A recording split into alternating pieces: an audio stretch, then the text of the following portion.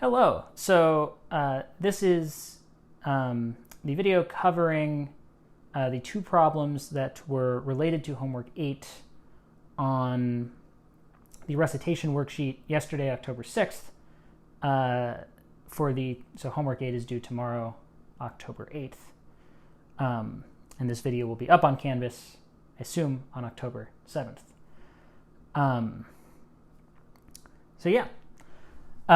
So this is question number 4 on that worksheet.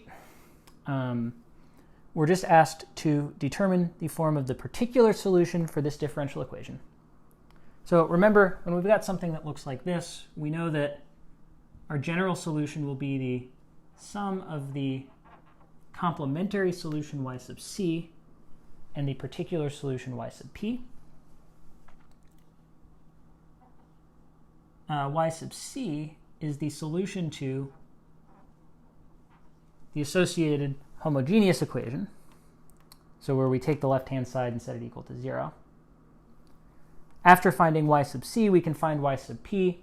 The reason being is that when we calculate y sub p or find the general form of y sub p, we need to make sure we're not accidentally duplicating any terms in the complementary solution. So we can solve this differential equation here by calculating the auxiliary polynomial.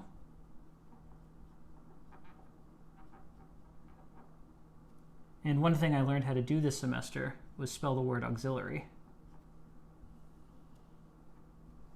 So that would be m squared plus 4 is equal to 0. And so m would be plus or minus 2i. Sorry, this is the auxiliary equation, not polynomial.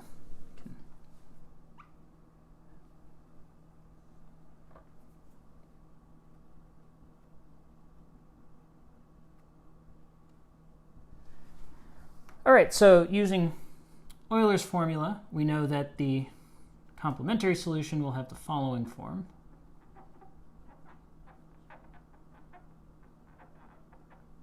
C1 cosine 2x plus C2 sine 2x. All right, so now that we know y sub c, let's calculate the general form of a solution for y sub p.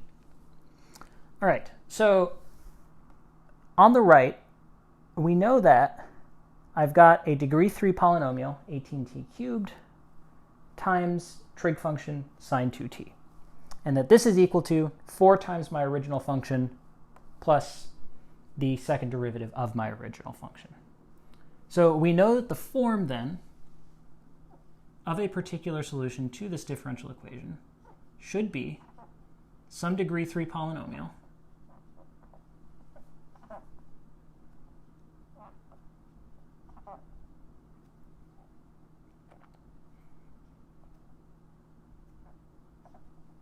times sine of 2t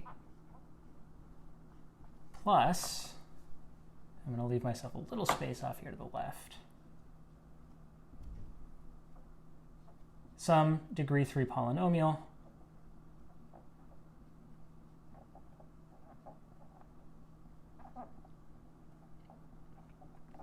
times cosine of 2t.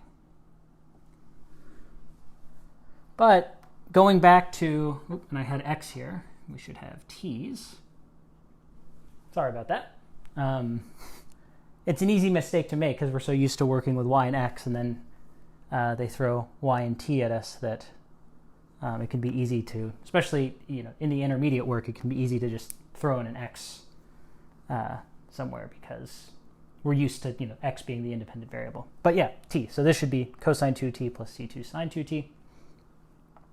Notice, given our complementary solution, in order to avoid duplicating terms from the complementary solution and the particular solution, what we're going to do is we're going to multiply the particular solution by the smallest value of t, or the smallest power of t, needed to not duplicate terms.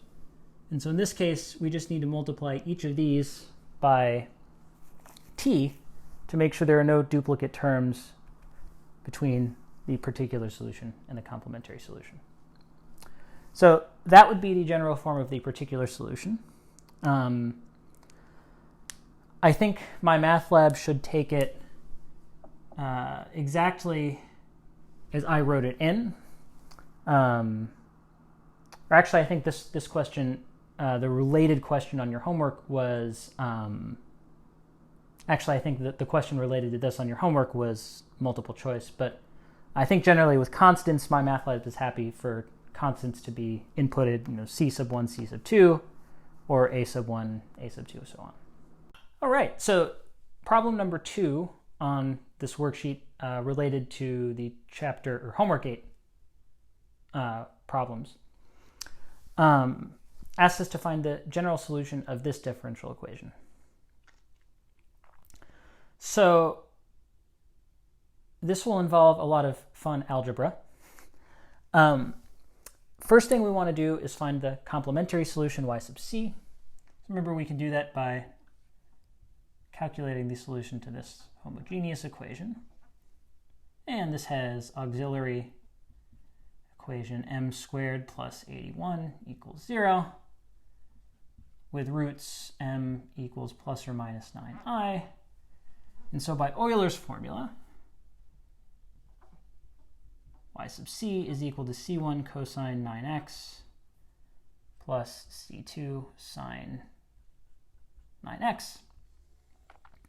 For now, I'm going to leave this problem here, or leave this complementary solution here so we remember it, but I'm going to need the board to deal with now this sine to the fourth of x. So our goal with this, we want to break sine to the fourth of x down using specifically two trig identities, which I have also listed on the worksheet. So we want to use, other way around, sorry. 1 minus cosine squared x is equal to sine squared x. And 2 cosine squared x is equal to 1 plus cosine 2x over 2. And so using these two trig identities, you should be able to break this sine to the fourth x down into the sum of a bunch of linear trig terms. So pause the video and try to work it out for yourself. It's a lot of fun algebra. All right, so what I would do is take sine to the fourth of x, rewrite it as 1 minus cosine squared quantity squared. That is equal to 1 minus 1 plus cosine 2x over 2 squared. And now we can simplify this a little bit. 1/2 minus 1/2 cosine 2x squared. All right, so now we can FOIL 1/4 minus 1/2 cosine 2x plus 1/4 cosine squared of 2x.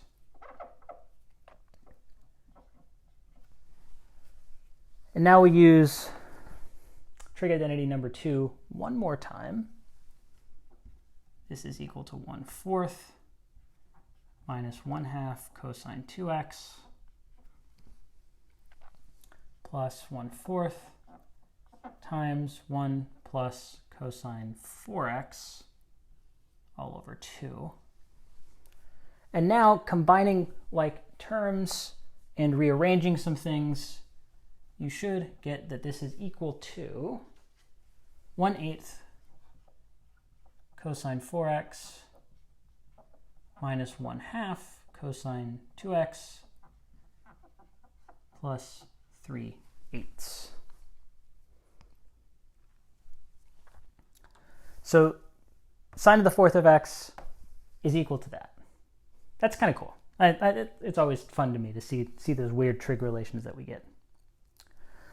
But so keeping this in mind, and to save myself a little bit of room, I'm going to erase now the trig identities. we know that our particular solution will have the following form.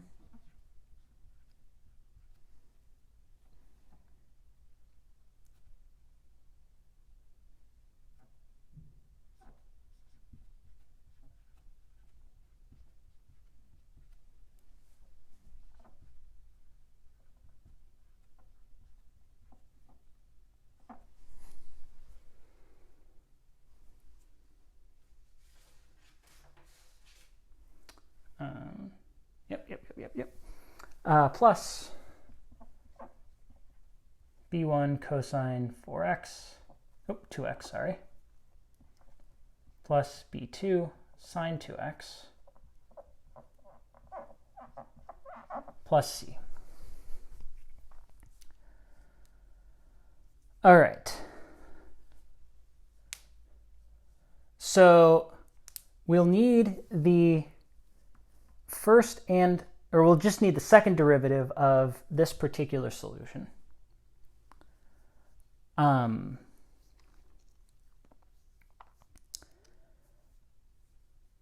So I guess we can take a couple derivatives.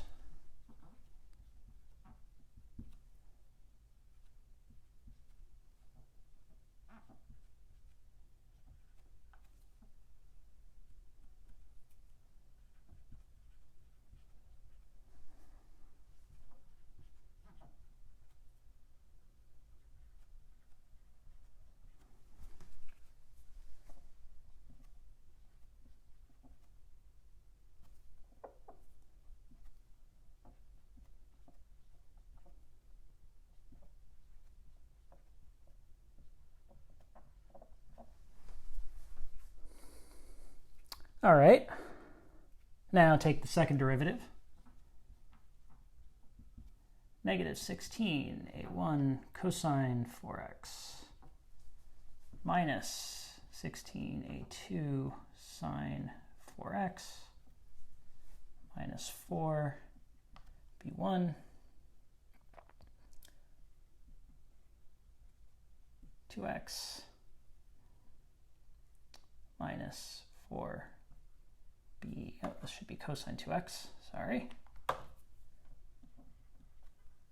minus 4b2 sine 2x. It's hard to keep track of all of those trig functions. All right, so with that out of the way, we know, remember that this, so y double prime plus 81 times this is equal to this.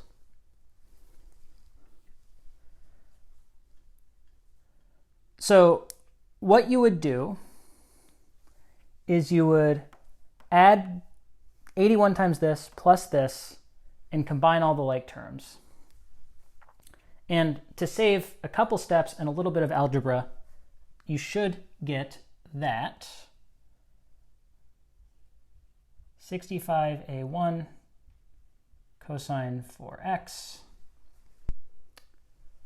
plus 65a2 sine 4x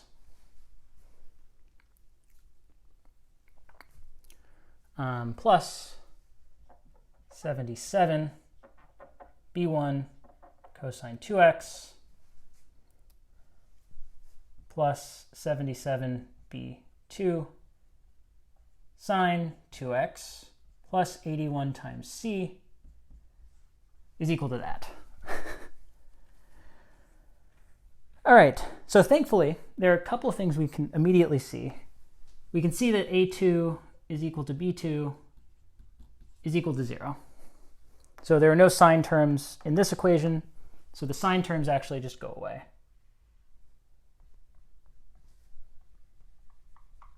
That makes it a little simpler. And so notice now we can actually just sort of match up like terms and solve for a1, b1, and c. So we know that given this, we know that 65a1 is equal to 1/8. 77b2 is equal to negative 1/2, and 81c is equal to 1/216. Oh no, sorry, 81c is equal to 3/8. So this implies that A is equal to 1/520, 1/(-1/154. And no, I'm not doing these in my head. I've got the values of A, B, and C here. I would not trust myself to do multiplication and division like this live. Well, I'm not really live, but... And so C, I've already given away what C is equal to. C is equal to 1/216. All right. So we've actually got our particular solution now. I think I erased it, but remember we had that original particular solution with all of the constants. We knew that the two constants in front of the original signs were 0. So that means our particular solution, y sub p, will be 1/520 cosine 4x minus 1/154 cosine 2x plus 1/216. Remember y sub c was c1 cosine 9x plus c2 cosine sine 9x.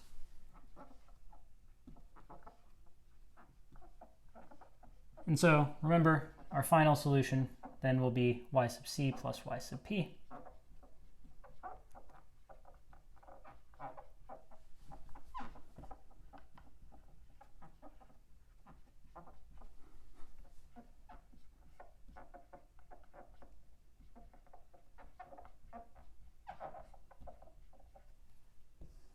And that would be our general solution. All right. So if you have any more questions on any of those, please email me. I'm happy to discuss those problems. And yeah, thanks for watching.